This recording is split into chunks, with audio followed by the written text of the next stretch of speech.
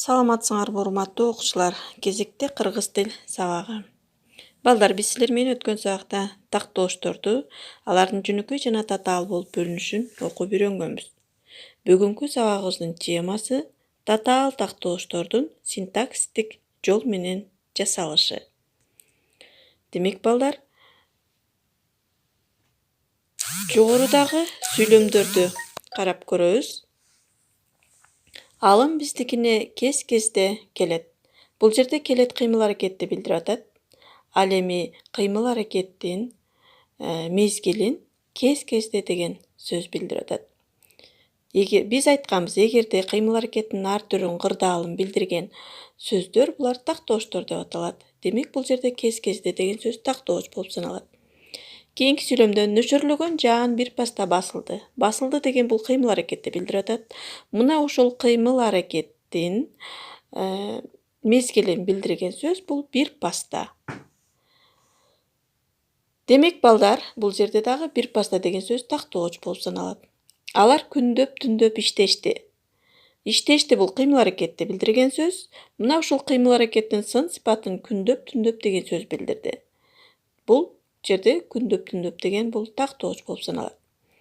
Мына ушул жогорудагы сүйлөмдөрдөн балдар эмнени байкадыңар? Ооба, тактооштордун бардыгы булар сөздөн турат атат. Демек, бул сүйлөмдөрдөн улам биз эки же андан ашык сөздөрдөн тутумдашып же тактооштордун эки ирет кайталанып айтылышы аркылуу жасалган тактооштор татаал тактооштор экен деген жыйынтыкка келебиз. Татаал тактооштор булар синтаксистик жол менен жасалат. Синтаксистик жол менен жасалган тактооштор кош жана кошмок сөз түрүндө болот. Кыргыз тилиндеги кош жана кошмок сөздөрдү силер жакшы билесиңер, Демек, кош сөздөрдөн түзүлгөн же болбосо кош сөз түрүндөгү тактооштор тагыраагы кош тактоошторго булар бат-бат, тез-тез, ылдам-ылдам, бара-бара, улам-улам, кайра-кайра, жалаң-жалаң, жылдан-жылга, анда-мында жана башка ушул сыяктуу сөздөр кирет. Демек, сөздөрдүн кайталанып айтылышы булар кош тактоошторду түзөт экен. Мисалы үчүн, бат-бат сүйлөдү. Бул жерде сүйлөдү деген кыймыл аракетти билдирип атат дагы. Ал эми бат-бат мына ошол кыймыл аракеттин сын сыпатын билдирип атат.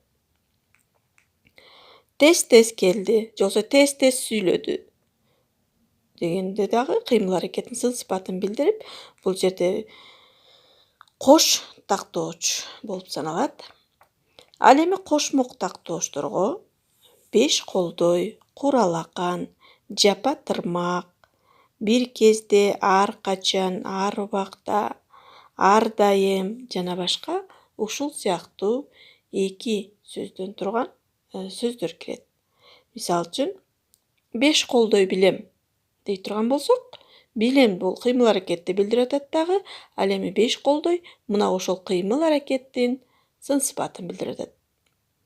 Жапа тырмак иштеди. Иштешти дей турган болсок, иштешти бул кыймыл аракетти билдирет дагы. Ал эми жапа тырмак мына ошол кыймыл аракеттин сын сыпатын билдирип атат. Демек балдар, биз бүгүнкү сабакта татаал тактоош деген эмне экенин билдик.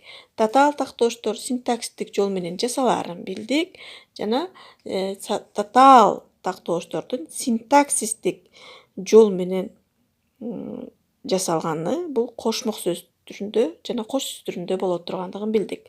Мына ушул алган билимдерибизди бышыктоо үчүн 65-көнүгүүнү карайбыз. Ал жердеги текстти силер көчүрүп жазасыңар жана андагы берилген татаал тактооштордун алдын сызып белгилейсиңер.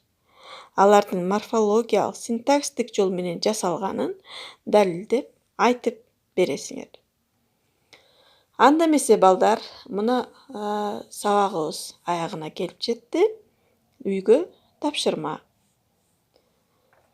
Балдар, силер китебиңердин 53 бетиндеги 63 көнүгүүнү карагыла. Ал жерде татаал тактооштор берилген. Мына ошол татаал тактоошторду катыштырып, сүйлөмдөрдү түзөсүңөр. Ал жерде бат-бат, жайды-жайлай, колмо-кол, кез-кезде, анда-санда, өйдө-ылдый мына ушул тактоочтор берилген. Ушул тактоочторду катыштырып сүйлөм түзөсүңөр. Ушуну менен сабагыбыз аяктады. Кийинки сабактан көрүшкөнчө саламатта калгыла. Тапшырмаларды күтөмүн.